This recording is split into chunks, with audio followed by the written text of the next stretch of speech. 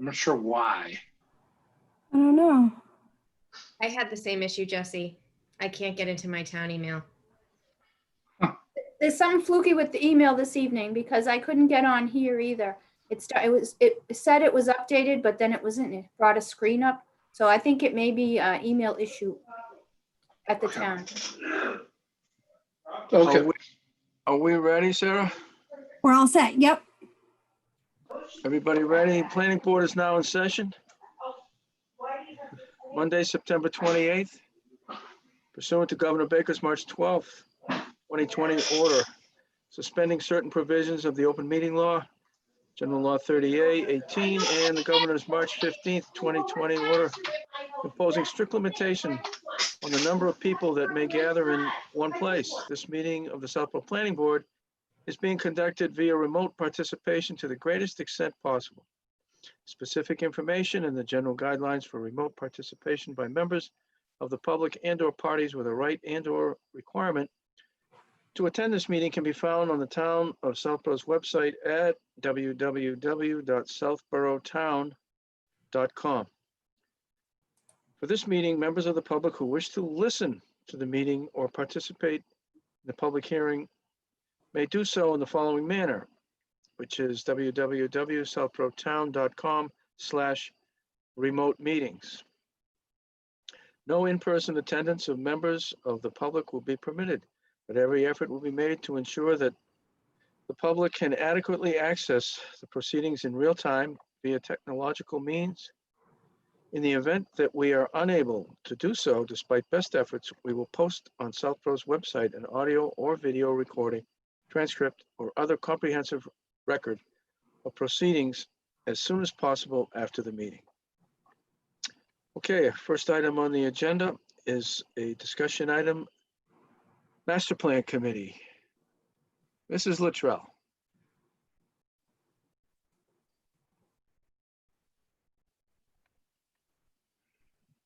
Okay, the Master Plan Committee last met on September 23rd, and it was decided to take additional time to solicit more input on our goals and objectives.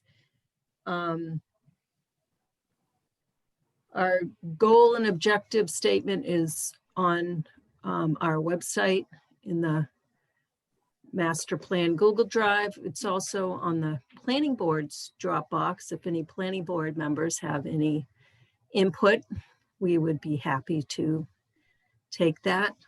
Our next meeting is October 21st. Are you pleased with the progress? Nothing goes as fast as I would like, but we're moving along. Any questions or comments? We've had some good internal discussions with Sarah and me and Mimi and Judith Watson, who's the co-chair. And it always helps to regroup a little bit, don't you think? And then it just clears the focus and makes the path, you know, you get a consensus a little bit or some feedback that you're going in the right direction feeling, you know what I mean? So I think that's been helpful too, Mimi. And we get the input from you guys, and Sarah often facilitates the meeting, if not always. So we have kind of a good all around working system. It's just it's a big effort. I don't want to, you know, tone down it. It's really a big effort that they've taken on. Big effort, but we have a lot of talent on the committee. Yeah. Judith wrote plans in her previous life, and of course Sarah has been fabulous, so helpful to us. Yeah, it's a good group. A lot of good input. Any more questions, comments? Move on to the next item on the agenda, which is a public hearing. 7 Chestnut Hill Road, major site plan approval. This is a continued public hearing from July 13th, August 10th, September 14th. We'll ask the town planner to give us the status of this major site plan submittal. Okay, I'd just like to point out that in the attendees list, we have Bob Murray and D.A. Hayden with the trustees of reservations, we also have Bert Corey, who is their engineer from DGT Associates. There may be others there, but those are the main people who would be adding to the conversation. So as you know, at the last planning board meeting on September 14th, the applicant was granted an extension, requested and was granted an extension for a continuation for the public hearing to tonight, with action extending to October 23rd. We do have another meeting on October 19th on the planning board schedule. In the interim, I just want to confirm that Fuss and O'Neill did call me and email me to completely agree with the concept that a lid threshold was not reached with the current plans that were submitted. Therefore, a special permit would not be required based on that set of plans.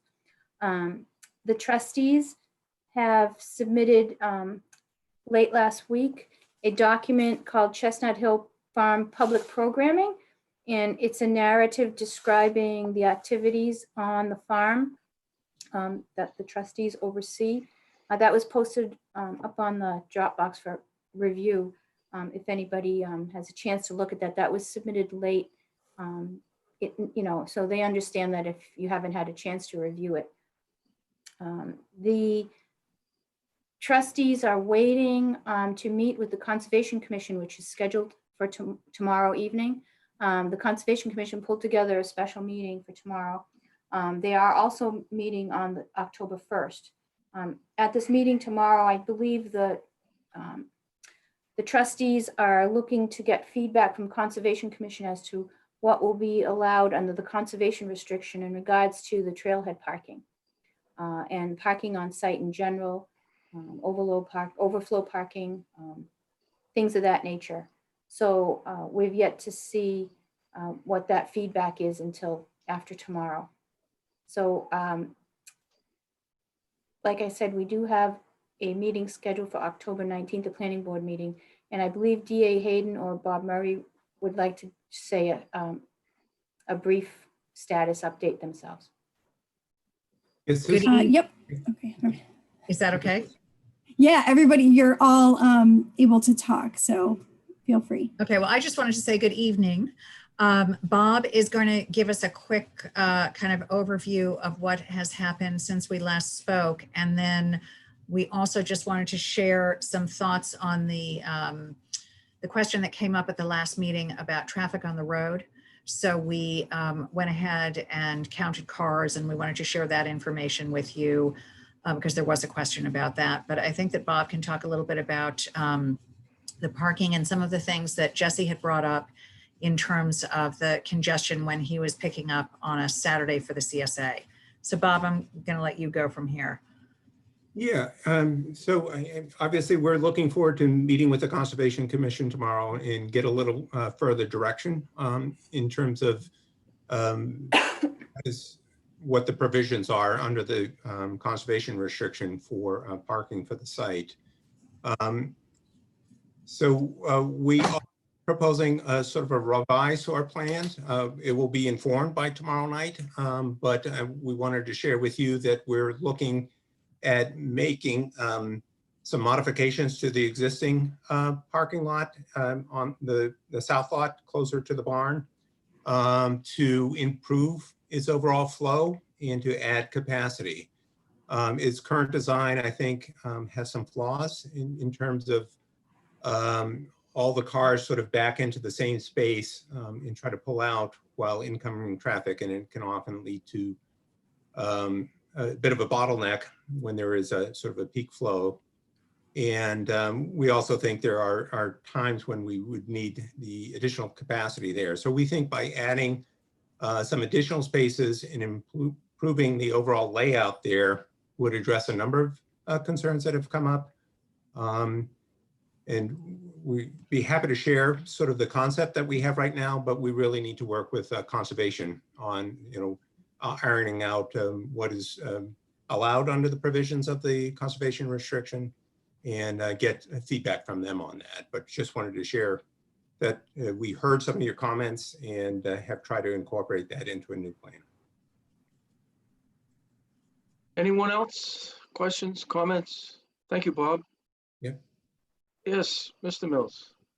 So Bob, can you just tell me, is the trustees still requesting to have some of the additional parking outside of the farmstead plotted area? Building envelope?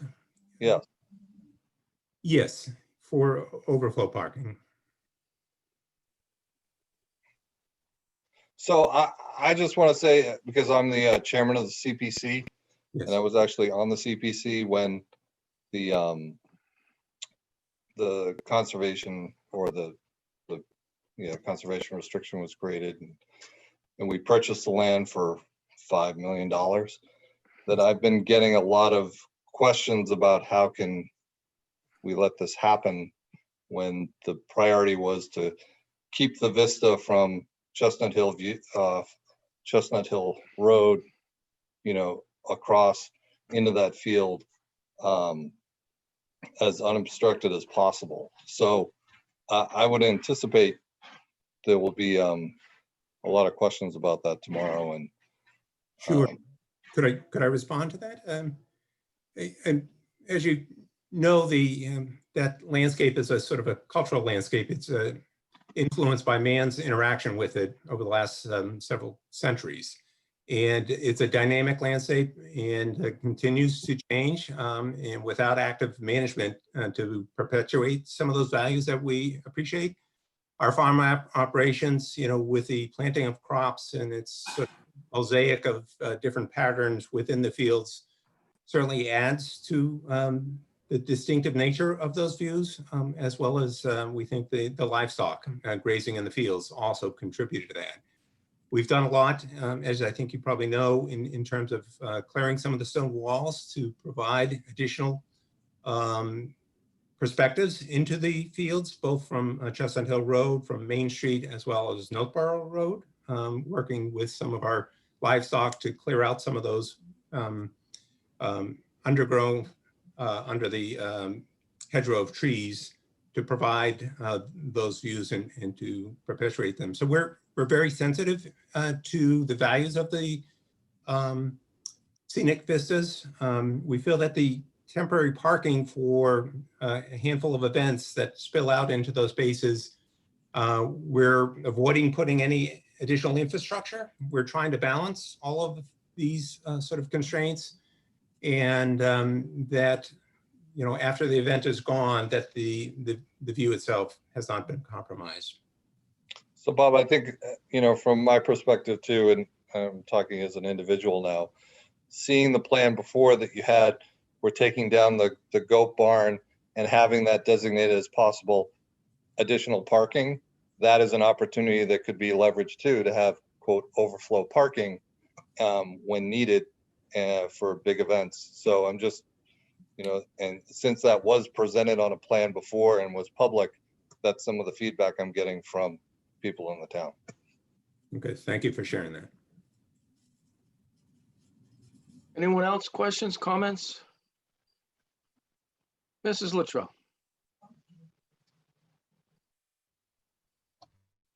Good evening. Could you define what overflow means, how often that will be used? Perhaps DA could speak to this better. Yes. As relates to our programming. The majority of our events are for small numbers of people, where the current parking can accommodate that number of people. When we start looking at events that are, 60 people plus, is when we would probably have to use some overflow parking. So the frequency of those events is not a lot. For example, we would use it probably for a farm dinner. If we had no other parking, we would use it. We're currently using it right now because we're not using the existing south lot. We're using the overflow for the fall weekend events that we're currently holding. Once the south lot is better configured to address some of these things, then there will be far less cars in the overflow area. So it's not something that's done on a daily basis. It's frankly not even something that's done throughout the year on a weekly basis. It's sporadic, but we can certainly provide you with a kind of a sample of the types of things, if that'll help at all, Mimi. Sure. So do you plan to continue to have about 7 farm dinners a year? We're hoping that we'll be able to do that, but you know, we're not really sure because of COVID. We have moved to some other different models at some of our other properties. So you know, as much as we love doing the farm dinners, I can't guarantee that that's going to be happening again next summer.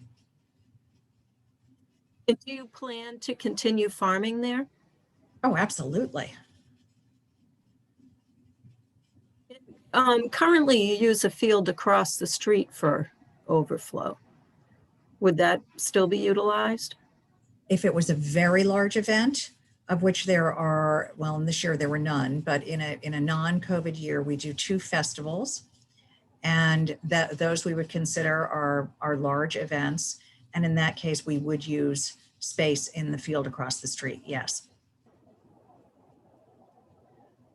But you wouldn't consider using that as all your overflow? At this point, we have not considered that. Because that would, one of the reasons that we try not to do something like that is that the trustees in general really doesn't like to have people have to cross a road from safety, you know, for safety purposes to get to any of our properties. well, according to your traffic engineer, there's no traffic on that road. Well, I know, and I have all kinds of car data to share with you, so. But the reason I mention that is because it would alleviate the concern with the viewscape that has been brought up. We can And- certainly take that into consideration. The last thing I'd like to advocate for is, and I know it's been brought up before, but I'm going to continue to advocate for it, is some type of a drop-off area closer to the barn for handicap people. Yes, I think we're willing to do that, you know, coming in at number 5 there to drop off closer to the CSA barn. So Okay. And we're currently doing that anyhow. I mean, we make whatever accommodation is needed for someone who is handicapped. And that's something that, you know, this is a property that is open to all people. And it's incumbent upon us to be able to assist someone who needs that assistance to get them where they want to go on the farm. I understand that, and that's admirable, but I think that if it's known that there is someplace there, instead of having someone feeling as if they have to ask and have to have special accommodations made, it's just not as welcoming if they feel they have to have special accommodations made. Whereas if there was just a drop-off, a known drop-off area, I think it would be more welcoming. I think we can accommodate that. Thank you. Thank you. Anybody else? Any more questions or comments? I'd So like this to would- point, real quickly, Don, sorry. Yeah. Bob, I did receive your email today with the concept you'll be presenting to conservation tomorrow, just so you know. Okay, And- great. Okay, and Don, I'd like to point out, there are additional attendees in the attendee list, public participation, including Whitney Beals, who may be here watching this part of the planning board meeting. I just wanted to point that out so it was not missed, so that you saw him there. Yeah, the screen says we have 17 participants. 8 So- panelists and 9 attendees. Yes. Yeah. Anyone else want to ask a question or make a comment? Mrs. Houlihan. Yes, thanks, Chairman Morris. DA, I was curious, since you do have the traffic numbers with you, can you just share those with us? Absolutely. So what we did is we counted cars both on a Sunday when we were having an event at the farm, that was on September 20th, and then on the Monday following, so that we could take a look at any sort of commuter traffic, and that would be Monday, the 21st. We monitored cars from 8 o'clock in the morning until 6:30 at night. And we had on Sunday, the 20th, there were 206 cars.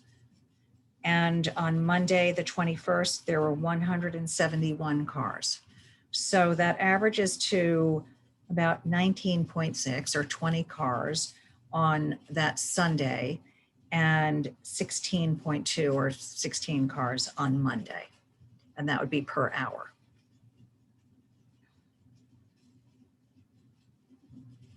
Thank you.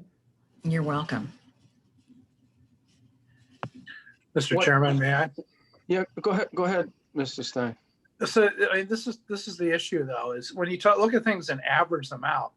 So, you know, the day that I went for my CSA pickup and there was cars parked along on the street and a backup getting in and out and cars stuck going each way on Chestnut Hill Road, you know, that was a certain time during the Saturday.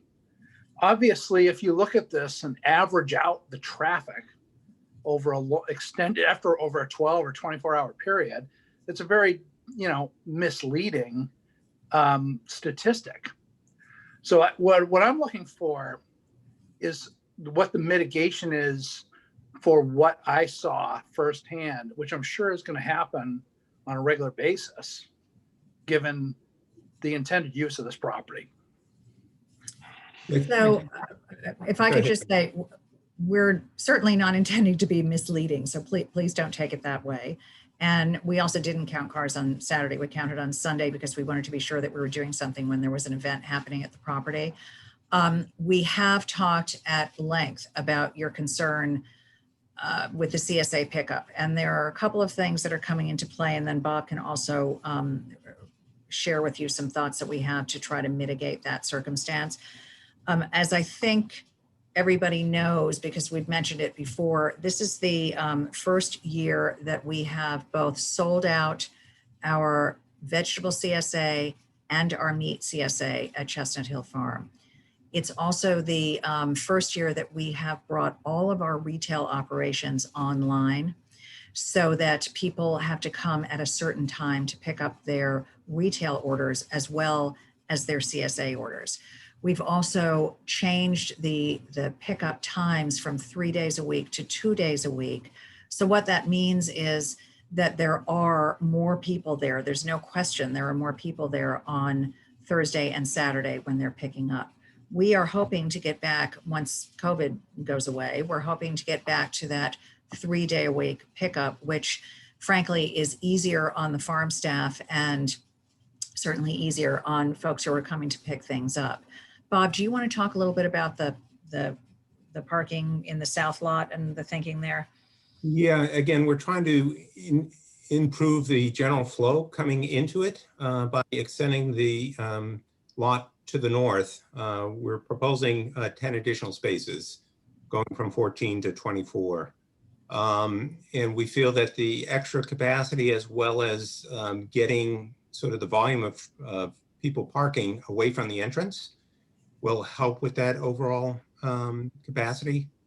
In long term, you know, depending on, you know, what the future brings, we can also look at additional ways to reduce or spread out the CSA pickup in particular. So Jesse, we could conceivably do things like not only lengthen that window in which people come to pick their things up, we could schedule the time period for them to pick up. We would have multiple days. So we do think that there are ways that we can definitely help prevent the sort of congestion that you experienced.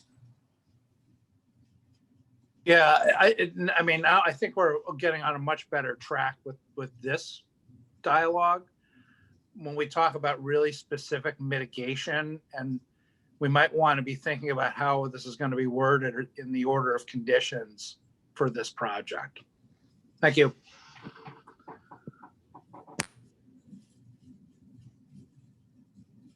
Any other questions or comments? So if there aren't any, and we have time for them, if people want to say something. I don't see any hands raised now in the attendees. Oh, just as I say that, here we go. Whitney Beals, are you with us? He has to unmute.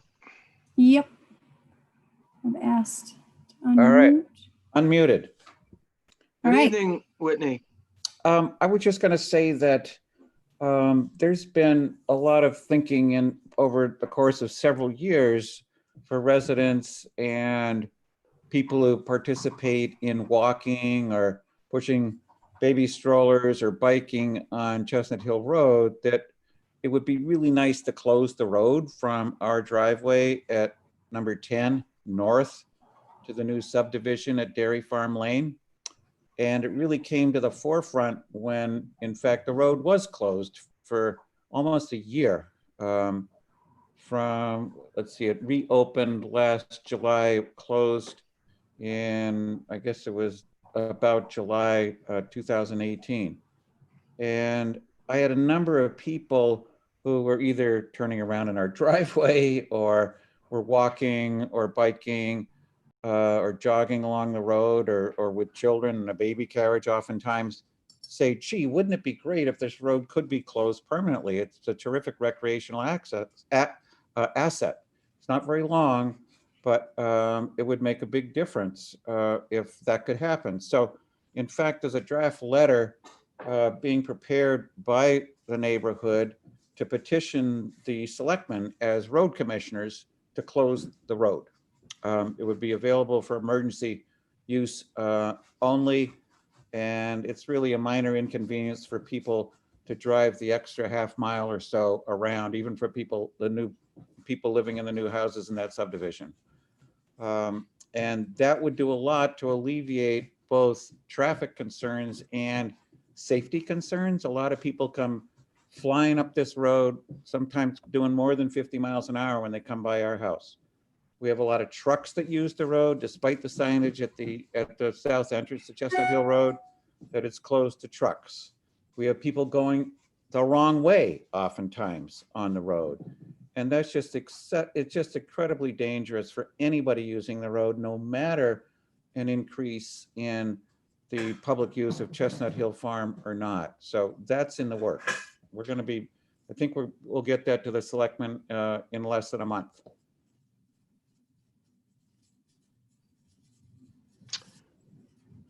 Excellent. I'm sure we'll get the planning board, town planner and the planning board members will get a copy of that. And Yes, indeed. I did mention it in a meeting I had with a selectman a couple of years ago, a meeting attended by Karen Galligan, the DPW head, and she said, I would love to close that road. So I think she's on board with it anyway, which would be terrific. yeah, I mean, the way you describe it, Whitney, it's an asset that's not fully utilized other than for the cars. And if get rid of the cars, just imagine what could happen on that stretch of primitive road. That's right.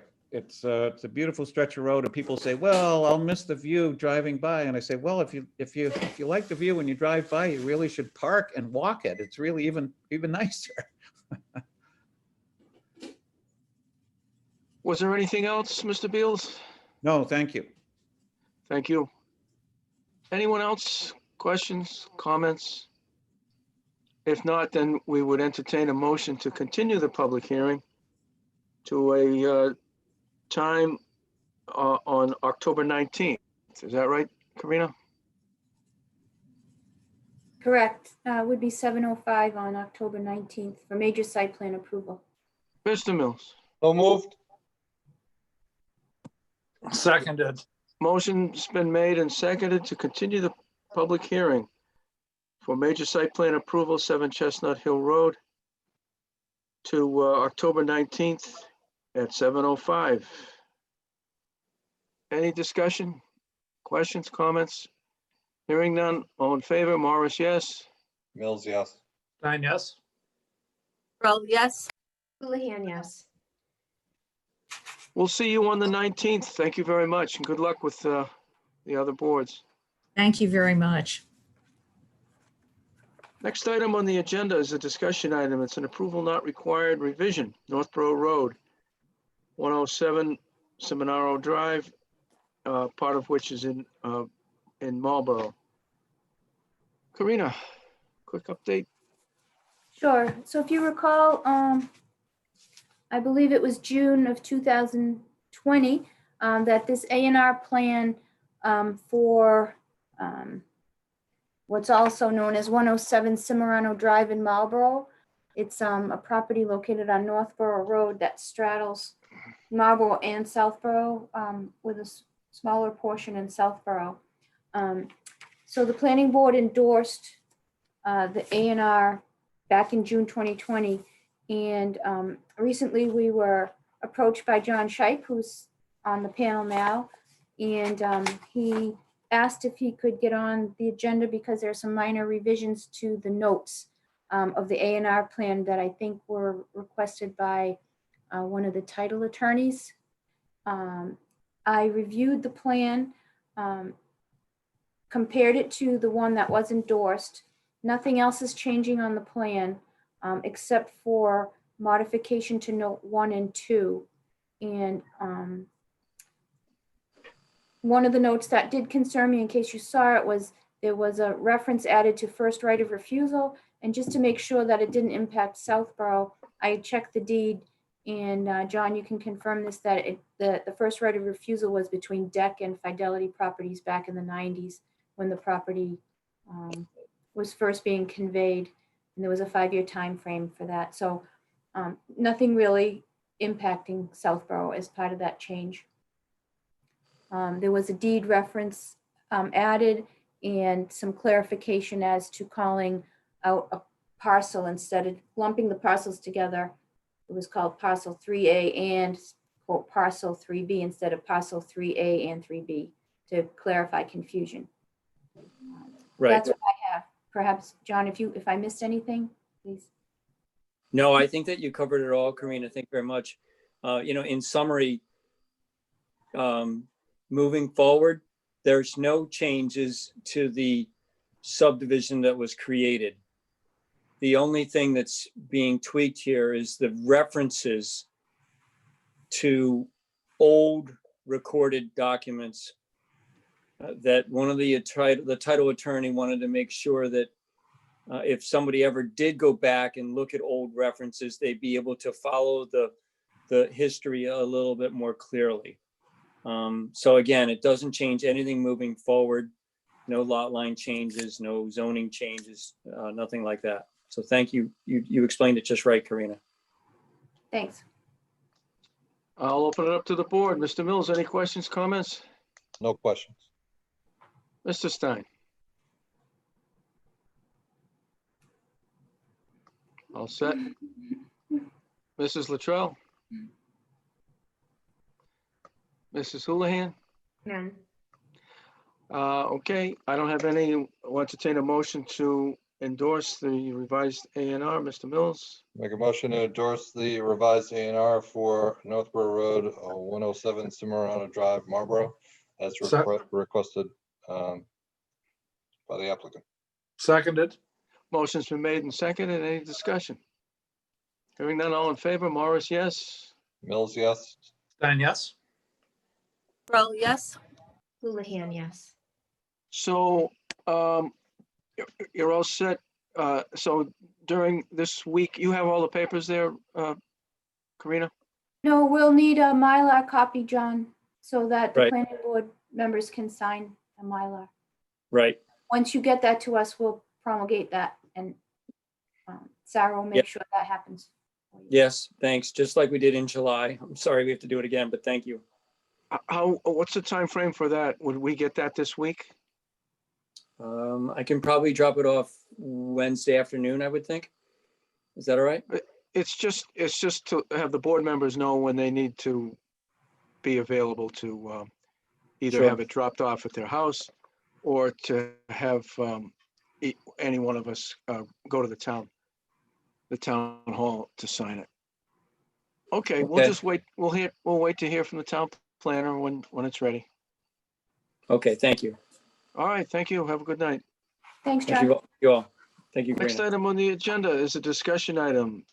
EDC, Village Mixed Use District, VMUD, bylaws status. We'll ask the town planner to give us a bit of an update, although we don't want to make a whole lot of inroads on this because of the October 6th joint meeting that we're all looking forward to. Karina?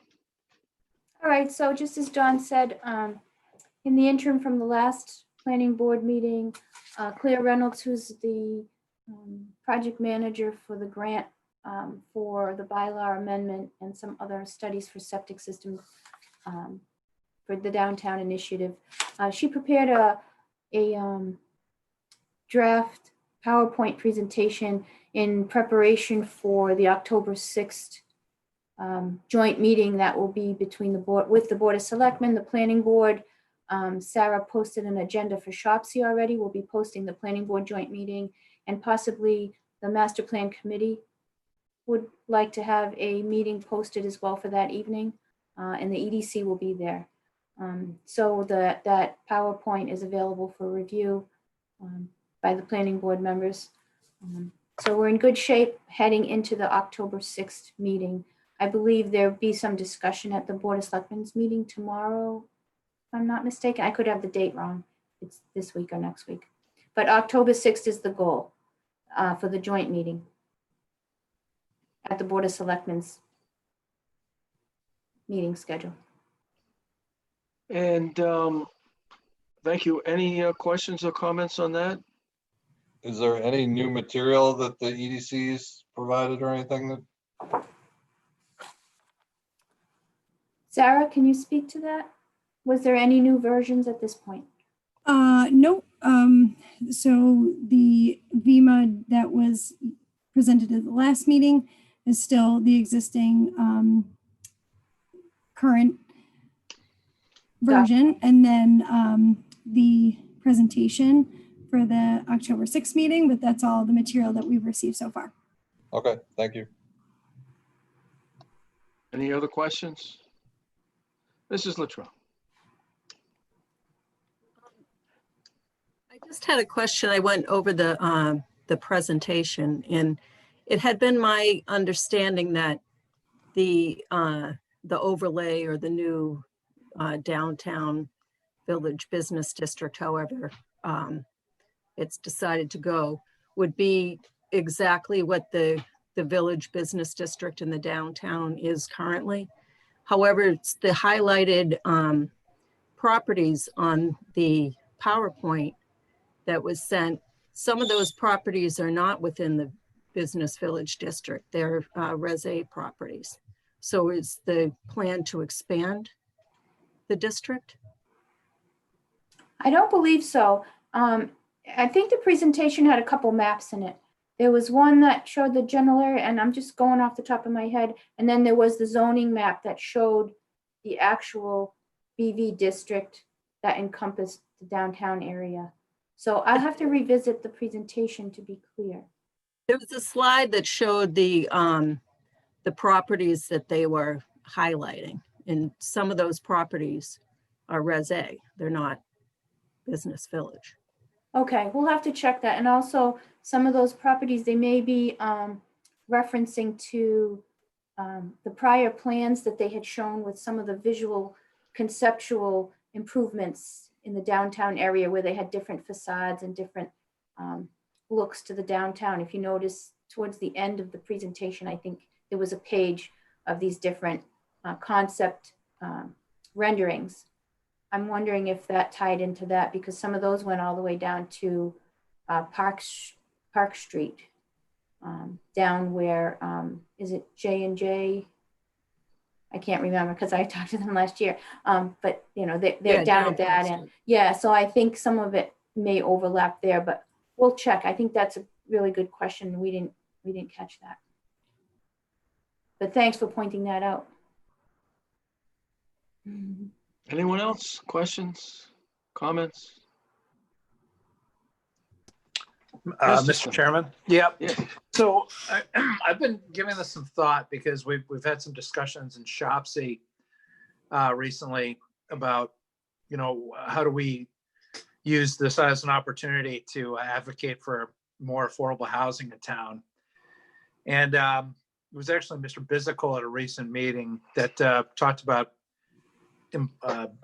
utilizing the 40R mechanism, which somehow involves the state subsidizing developers and matching. Basically, it makes it financially beneficial to the town for development in 40R districts. The only problem is there's nothing in the 40R statute that pertains to affordable housing. It just sort of, encourages that style of housing. Whereas I think what I'm looking for is more like deed restricted units that are actually deemed affordable so that we can have them on the DHCD inventory and work toward that 10% minimum as a safe harbor from 40B. So I just kind of want to let my fellow planning board members know what I'm thinking, which is that I would like to see some language in the district or the proposed district that requires a certain percentage of deed restricted units for affordable. So just letting you know where I'm at with that, and welcome any comments or feedback. Karina, would it be beneficial to pass what Jesse just said regarding 40R? Pass that along to the selectmen and others who are going to attend on October 6th, so they may have an opportunity to think about it and look into it? Absolutely. So we'll rely on you to send that along? Yes, and Sarah has been managing the ShopC meetings from the planning department's perspective. So she is privy to all these conversations during ShopC, Mhm. As well as facilitating the Zoom meetings if we have them there. We don't have them there, do we? Do we have the Zoom meetings for ShopC? Yeah, we do. What am I thinking? Yes. I'm losing it. Yeah, so you're there. So Yeah. we'll be So able to. yes, I agree. 40R is a good tool to explore. It's a smart growth overlay. So it kind of talks about, some smaller units, really kind of implementing a true mixed use scenario where you have residential on the bottom, maybe some smaller units on a second floor.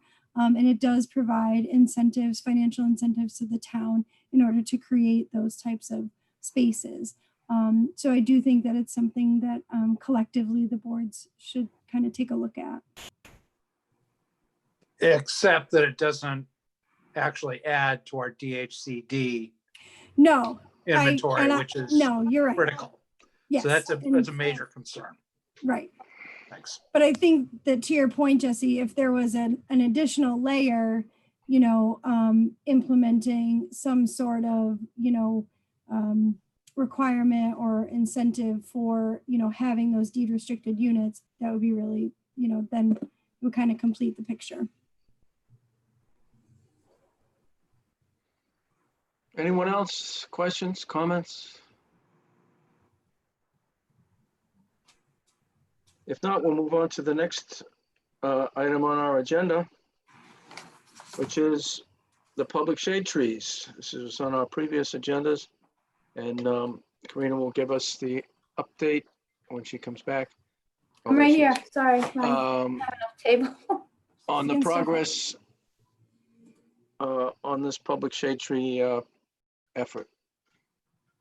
Okay, so as we explained at the last planning board meeting, there's a small group of staff and residents and board members, town council, Mimi Luttrell, Karen Galligan from Public Works, Sam Stivers from Board of Selectmen, myself, and Karen Galligan from DPW have been working on reviewing draft street tree removal procedure process that Karen Galligan initially drafted.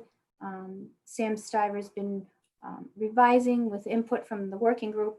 And earlier today, Sam Stivers provided an updated tree removal process flow chart, which he asked me to forward to you to take a look at. It's a draft version. It was a little bit late to, for the meeting tonight, but I told him that we would pass it on so that you would have a chance to review it. And if anybody had any questions, and Mimi, I think you were in that email chain, that if you had anything to add or wanted to discuss or explain on the flow chart, if now's the time, if other members had a chance to look at it. And I believe Sam Stivers is in the attendees. Thank you, Karina. I think we've made a lot of progress. We're very close. Sam and I have been talking back and forth, trying to put in his flow chart and into a policy the things that were discussed at our last meeting. We were able to, so at our last meeting, I had mentioned that town council had mentioned, because we're a home rule state, we could have our policies be stricter than what Mass General Laws has. And he mentioned that maybe all tree hearings should come before the planning board. And I mentioned that, I brought that up at the working group, that the planning board would be amenable to that, and got a bit of pushback on that.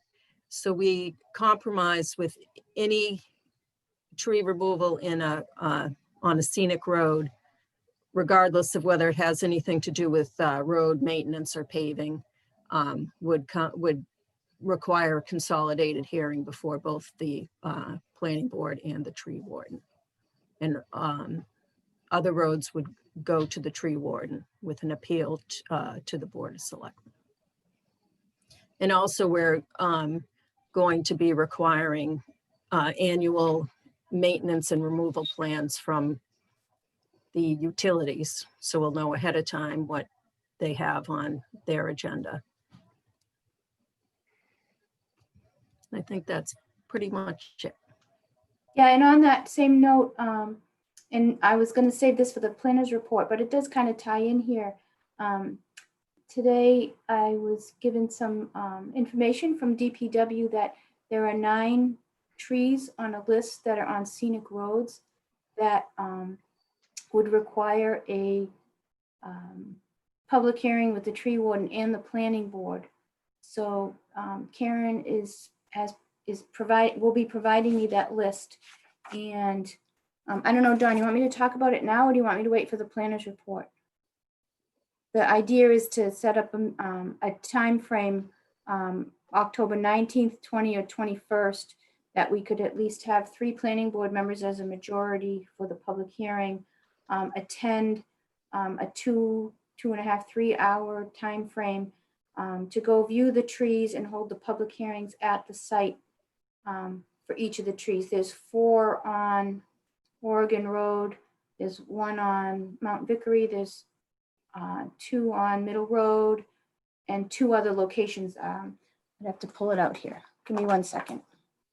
But the question was if I could maybe get the planning board's availability for a public hearing in conjunction with the tree warden for October 19th, 20th, or 21st, either from 10 to noon or from 1 to 3, kind of like a 2-hour block that we could have a commitment to have this joint public hearing with the tree warden. The public hearing is going to be driving around town looking at trees, and the hearing is going to be on the side of the road? No, I think that, well, I don't want to say no.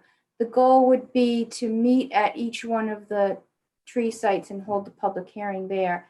If that doesn't work or isn't amenable, Karen Galligan indicated that the other way is that the tour could be taken and she would have a sheet posted at the tree where a planning board member, when they went and viewed it for the public hearing, would check off that they viewed the tree. I think the goal is Karen would like to see Karen would like to, I don't know what the right word is, like encourage the planning board members who are participating in the public hearing to actually look at the tree out in the field ahead of time, so that whether it's in the field or at just some public location for the public hearing, everyone's actually seen the tree in the flesh. So they can, and she just thought that if it was done in kind of a tour like this to view the trees, she would post the public hearings in that order at those trees. The planning board and the people could see the tree firsthand and, you know, get the feedback right there. So you may not see the crack in the tree, or there may not be a crack in the tree, but it could be discussed and you could actually see it right there. It wouldn't be like referring to one picture that just gets one shot of the tree. You could see if there were live leaves. You just see the tree in the context of where it is, as opposed to just having a photograph. I don't think it's a bad idea. I know it's a little bit more complicated, you know, go to 9 sites in 2 hours and hold the public hearing. Just note that if somebody objects, it gets appealed to the Board of Selectmen. You know, I don't know if the process is good, bad, or indifferent at this point. I haven't experienced a lot of tree removal hearings here in town through the planning board or, you know, seen Board of Selectmen, but it's just a question posed. I think a site visit is a very good idea, but I don't know how accessible a hearing, like the public is supposed to be able to come to a public hearing and it's supposed to be accessible. And I don't know how accessible a hearing in the middle of the day at 9 different trees on the side of the road is to the public. And just to clarify, she did note that, you know, the majority, they're all kind of in the same area, and 4 of them were on Oregon Road, 2 Middle Road, 1 Mount Vickery, 1 Lover's Lane, and 1 Gilmore. So I think Karen's thought process was because they were kind of all in the same area, that it may work. But again, that's why I'm posing the question. If I'm just conveying the question, see what kind of feedback there is on that. I can tell you that every public hearing for a tree removal, the planning board members have physically gone to the tree or trees and looked at them before the public hearing. That's not new. I mean, how can you have a public hearing and expect the board to vote if they haven't looked at the tree? What Karen is proposing is maybe a notch better than that, because you'd have, instead of, let's say, me driving to see the tree at 9 o'clock in the morning and no one else is there, and I'm looking at it and I say, it looks fine. And then if Karen was there, she'd say, no, yeah, it looks fine, but look, here's the crack, or here's the rot. So I think that the drive around is a good idea, to have the tree warden and the DPW director there, so that the board members, those who have to vote, would be able to see the tree and ask questions. But I'm with Mrs. Luttrell. There's no way you can properly have a public hearing in the street. Especially, I mean, you're talking about Gilmore Road and, I mean, Lover's Lane. There, some sections of those are only one car can get by. So you're gonna have a gaggle of people in the street looking at a tree with my car parked there, your car parked there, and try to hold a public hearing. We should have the site visits for all 9 trees and then schedule the public hearing and advertise it.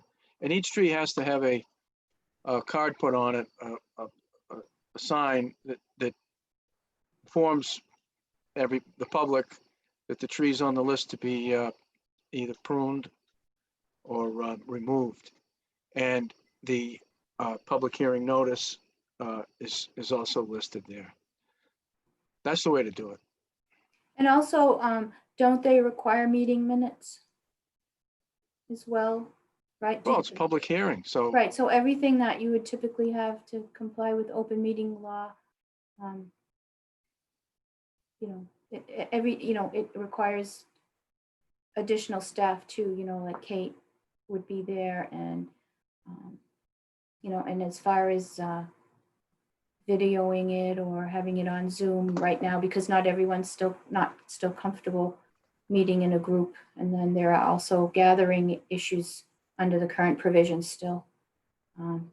So there are pros and cons, but I agree with Dawn too, that it seems to make sense to do kind of a two-phase.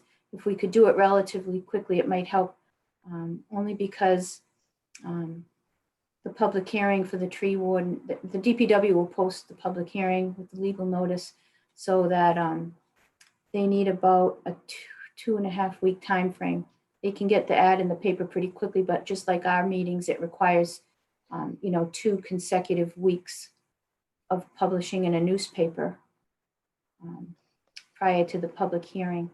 And she was hoping to do it before the leaves fall off the trees too much, so that you can see viable trees versus unviable trees or trees that need pruning or removal. So that was one of the points. So I can provide Karen the feedback, and are any of those timeframes 19th, 20, or 21? Is there availability from the planning board to attend a public hearing with the tree warden on those days then? Even if it's scheduled at the DPW or at McAuliffe or a Zoom meeting? She would just like to have feedback as soon as possible so she can get it posted. If it's a Zoom, I could do it any of those dates. I can't do, if it's in person, I can't do the 21st.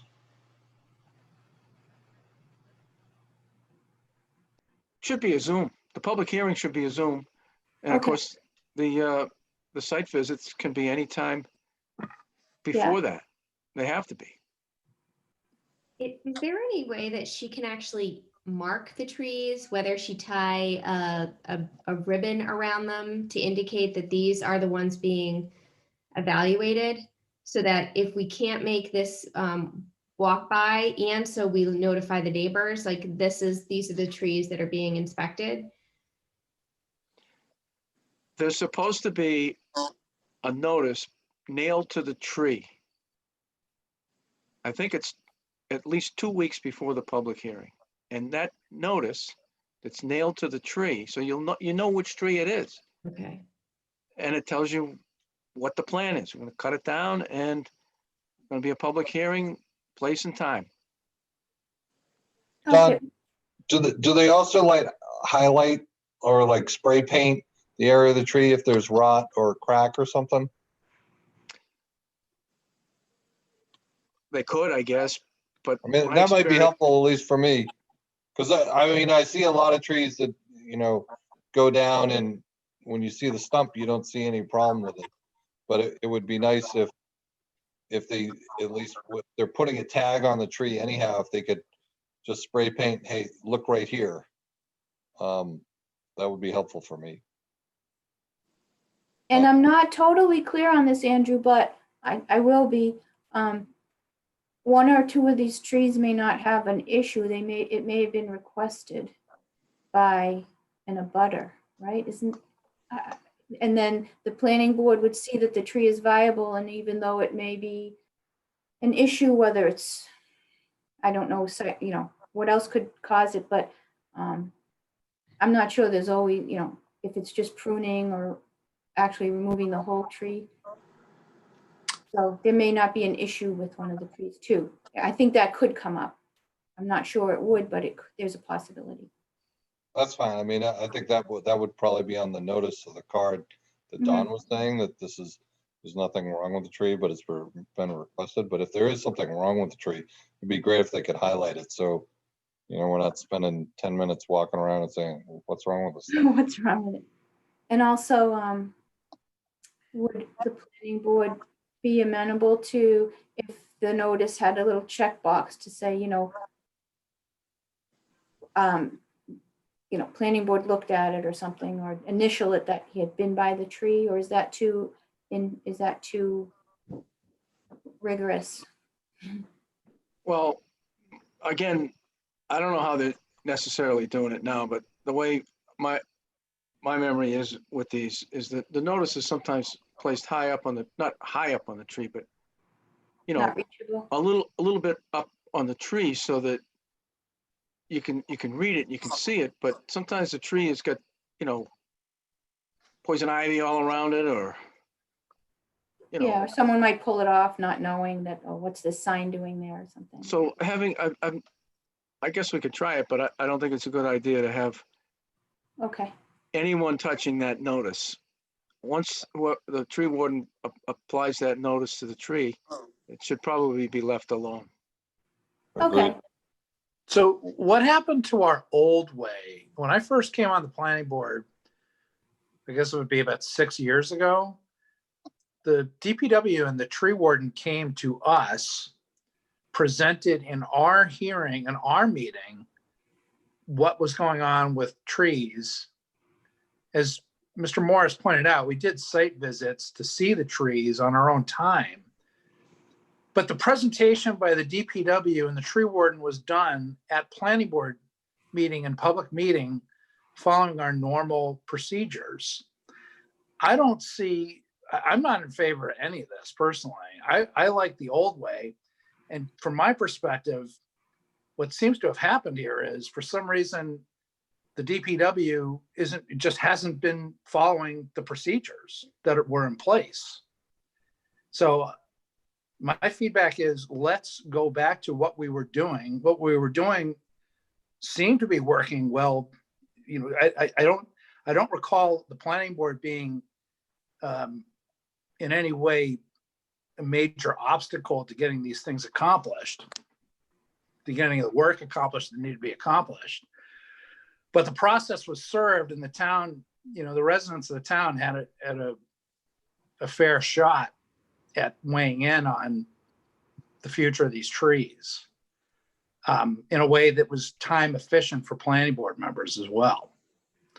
So I don't know how we got to this point exactly. It seems like the DPW just sort of started removing trees without coming before us, because we haven't had a tree hearing in quite a while, as the town planner mentioned. But we should be doing our jobs and following the procedures that are already in place. Thank you.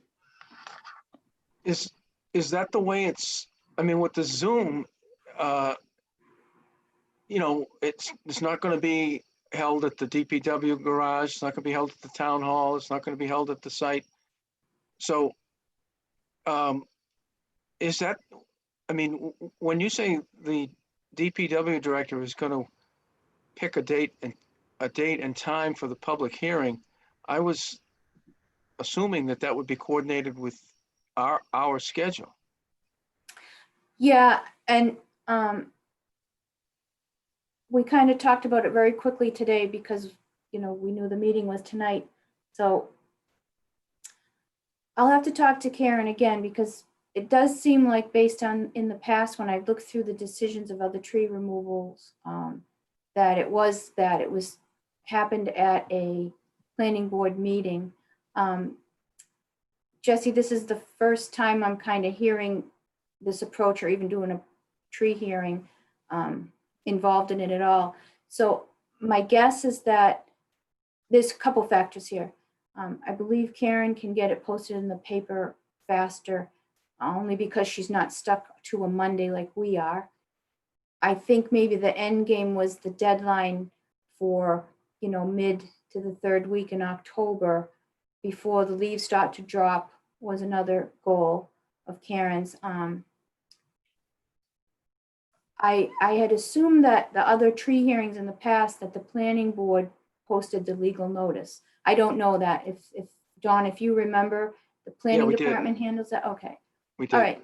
So I wasn't quite aware of how this happens, but it sounds like, I'm not gonna speak for it because everyone hasn't opined yet, but maybe you want this back at a planning board meeting as opposed to a Thursday or an additional meeting for you guys, because I do think it was the time frame. When Karen was talking to me today, that she was hoping to, you know, expedite this. But Jesse, you do make a good point. Well, the time frame. I mean, our next meeting is October 19th. Is it possible for this to be posted for that meeting? That was one of the dates, wasn't it? Yes, however, for October 19th, Sarah, I believe the deadline to get to the newspaper is Wednesday, right? Is this Wednesday? Correct.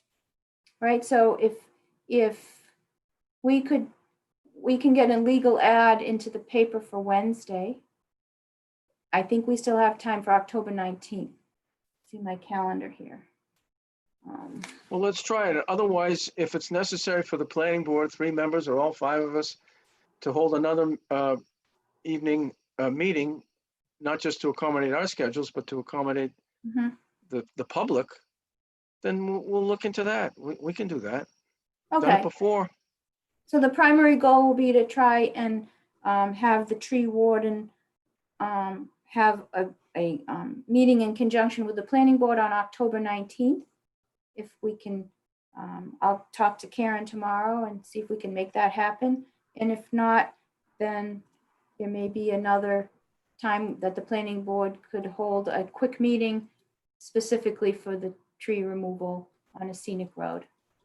I think the board members have made it clear that this is very important to us.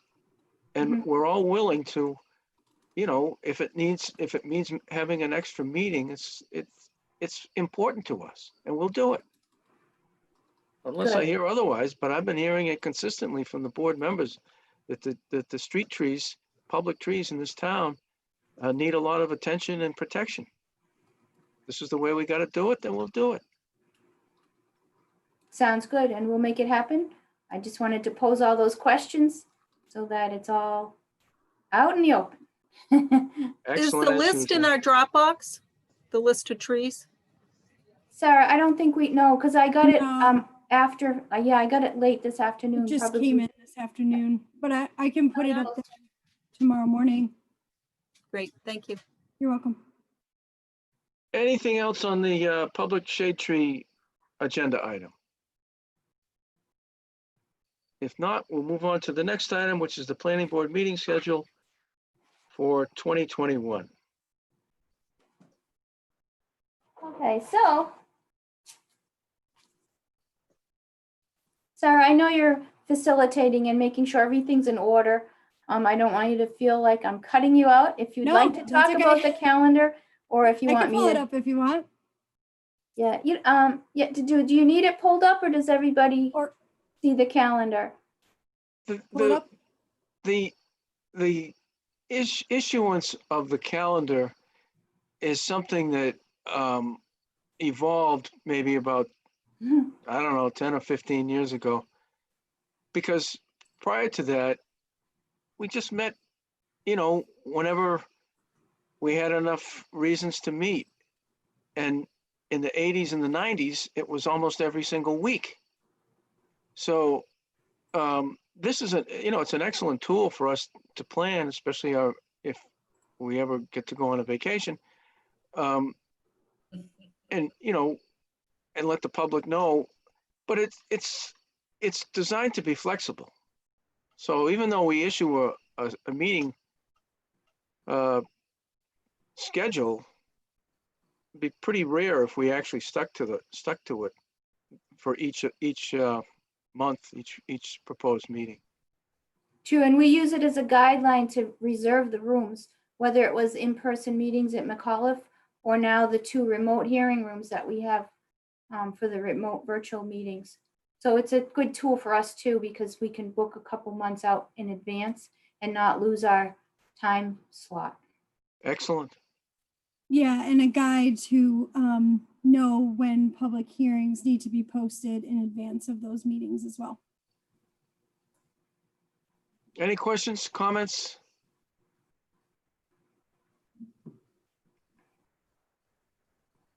If not, we'll move on to the next item on the agenda. Well, I think I'm good. Thanks. All right, so you don't need a vote for that, right? It's just accepting the schedule. Yeah. Okay, Other business properly before the board, the planners report, some of which we've already heard. yes. Let me just go quickly here.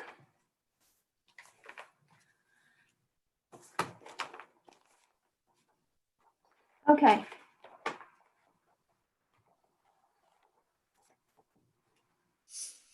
So we received, well, actually, Marty had received an email from Deerfoot Road, from 122 Deerfoot Road regarding some light issues from one of the neighbors. If you recall, several months ago, there was a complaint from one of the neighbors, light shedding. It had since remedied, the neighbor had shut the light off, and it was to one side. Now, there's a little bit of an issue on the other side.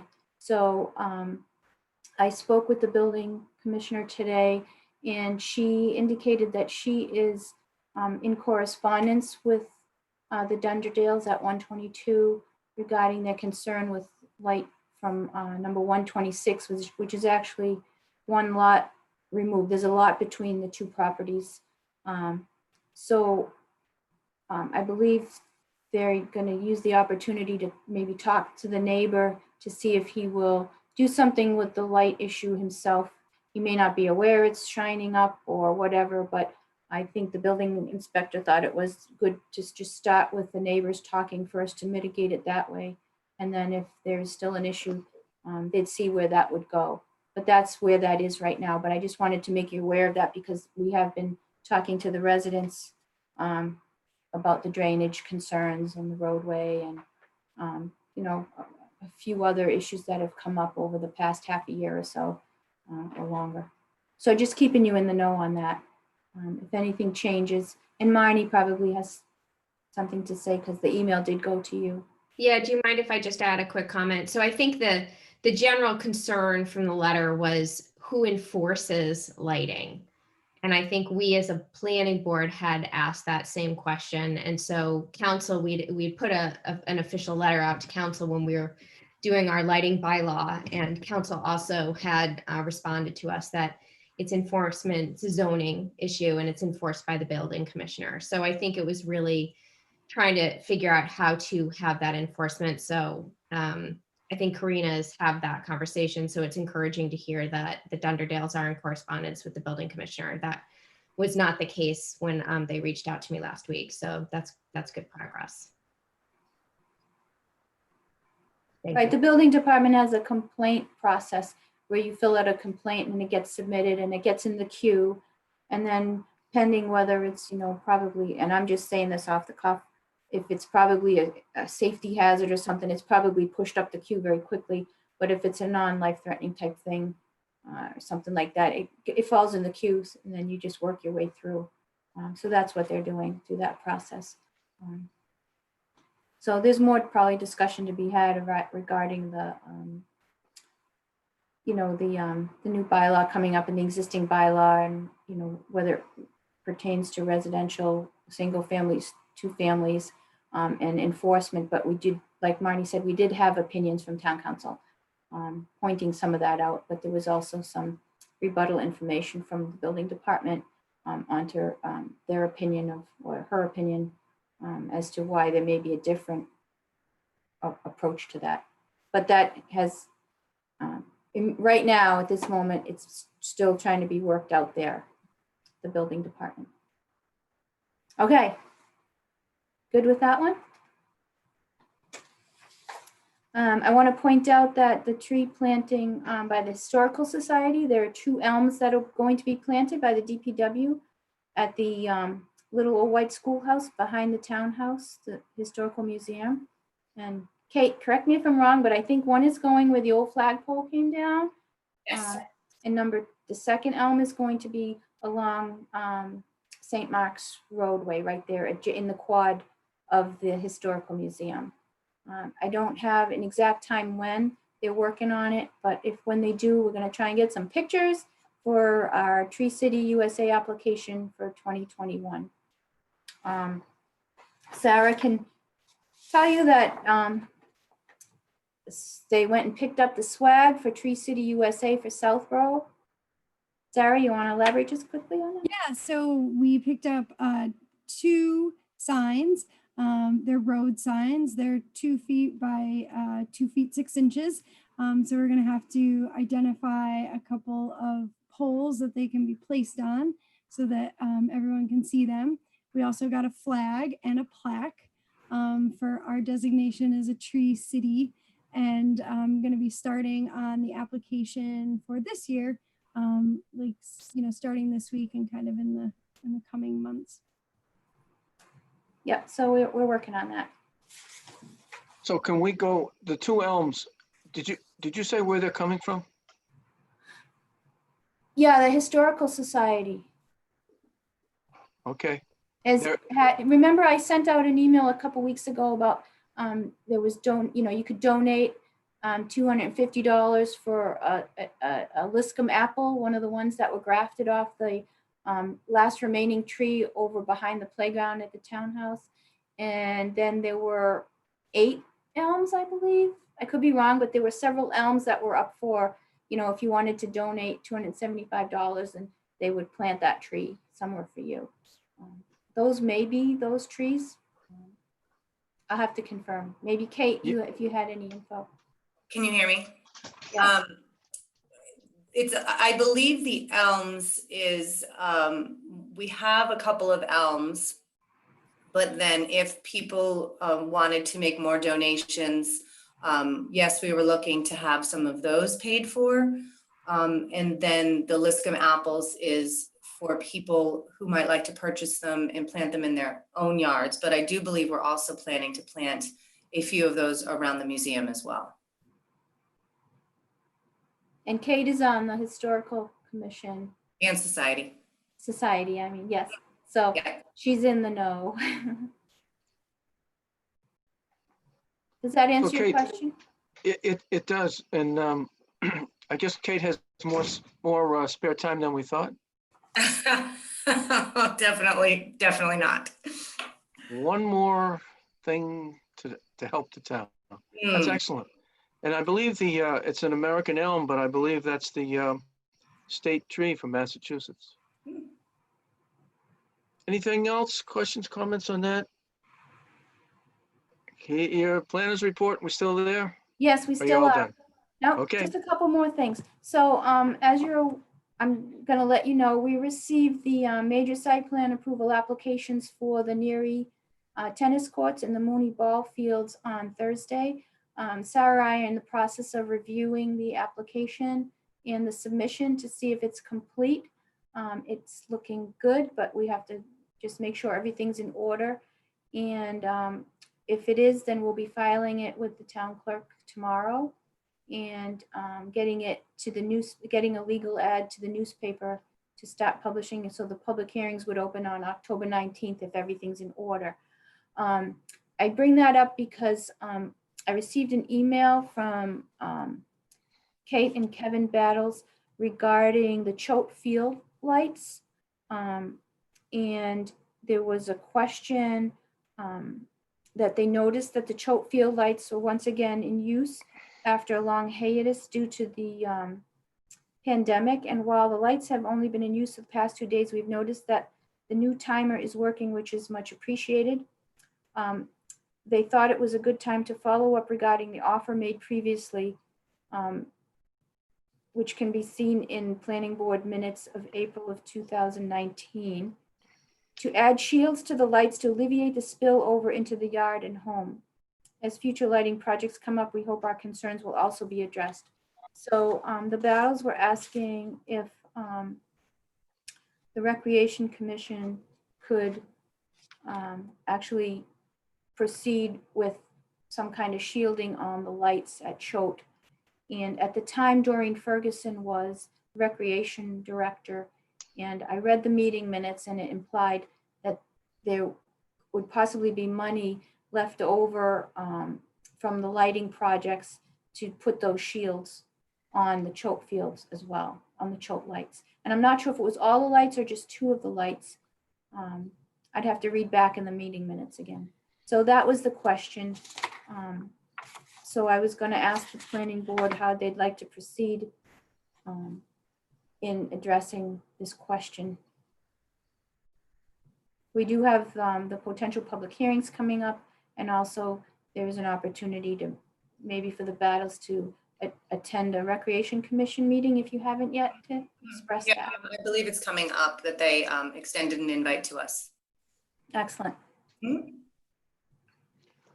Well, when we have the public hearing for Neri and Mooney, we certainly should discuss it, but between now and then, I mean, if the town appropriated funding for the lights in those locations, might have to check with Brian Valentine to see if funds from those projects at other locations can be used at Choate. It might be a matter of funding, you know, following the rules for appropriated money. Sounds like a good idea, but Correct. And I can quote from the meeting minutes from April, just real quick, it sheds a little light on it here. April 8th, 2019, a planning board meeting minutes. It said here, Ms. Doreen Ferguson, Director of Recreation, stated that they are looking into shields for the 2 lights of concern, meaning the Choate lights. Recreation is currently waiting for estimates from Moscow Sports Lighting on the shields, as well as the cost of installation. Depending on the cost, it is possible that the shields will be added when the Mooney Field lights are being installed. That's what pertained to that. So maybe there was funding already in that project. And I brought it up just because we haven't heard, we haven't received any feedback. I followed up another time, probably 6 to 8 months ago. And that was an offer initially made from Doreen Ferguson, and we just never received feedback. So I thought now was a good time since the lights are back in use. Because they had said that they were going to check in on estimates, and we didn't hear anything back.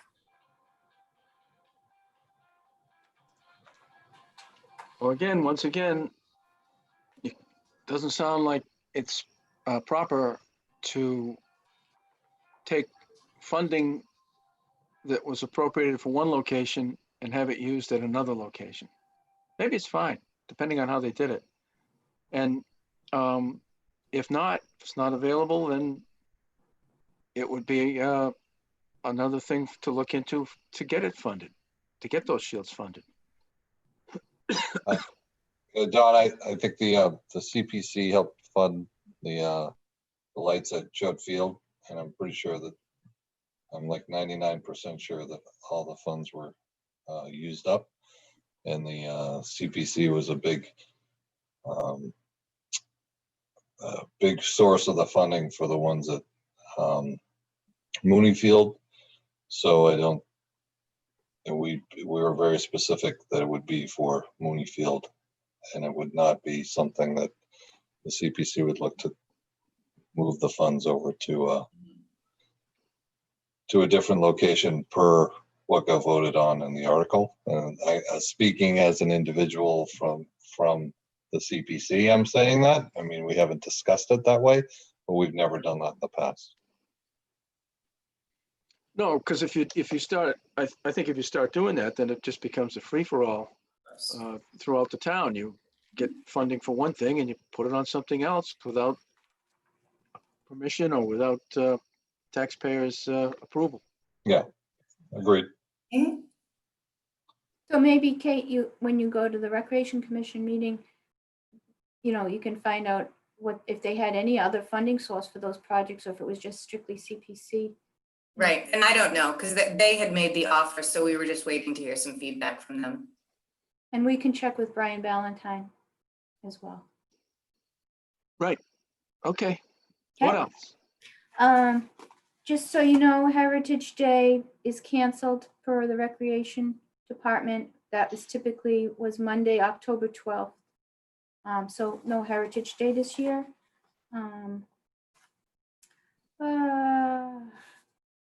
you all remember there's an October 6th meeting, joint meeting with the Board of Selectmen, which we talked about earlier. Park Central, that was with conservation for public hearings for notice of intent, was denied. And I believe they received an appeal today at the Conservation Office for the Park Central project, which it's an appeal to Mass DEP because it's a notice of intent. And I think that is it. Next item on the agenda is approval of meeting minutes, September 14th. Make a motion, we approve the meeting minutes from September 14th as written. Seconded. Motion's been made and seconded. Any discussion? Mimi, I received your edits, so actually it's going to be as amended. I made those edits already.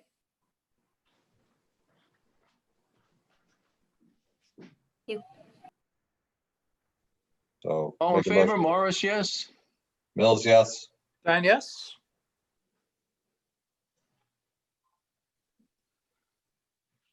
Who's left? Mimi, Yeah, Mimi, just say it again. We couldn't hear you. you're on mute. Yes. Houlihan, yes. Okay, meeting minutes are approved. It is now 8:27. Our next meeting is October 19th. Is there any other questions, comments, business before the board? Otherwise, we'll actually adjourn before 8:30. All right. Motion to adjourn. Seconded. Motion's been made and seconded. Any discussion? Hearing none, all in favor. Morris, yes. Mills, yes. Stein, yes. Well, yes. Houlihan, yes. Planning board is adjourned. Thank you. Thank Good luck, you. Marnie. Go. Thank Everybody, yeah.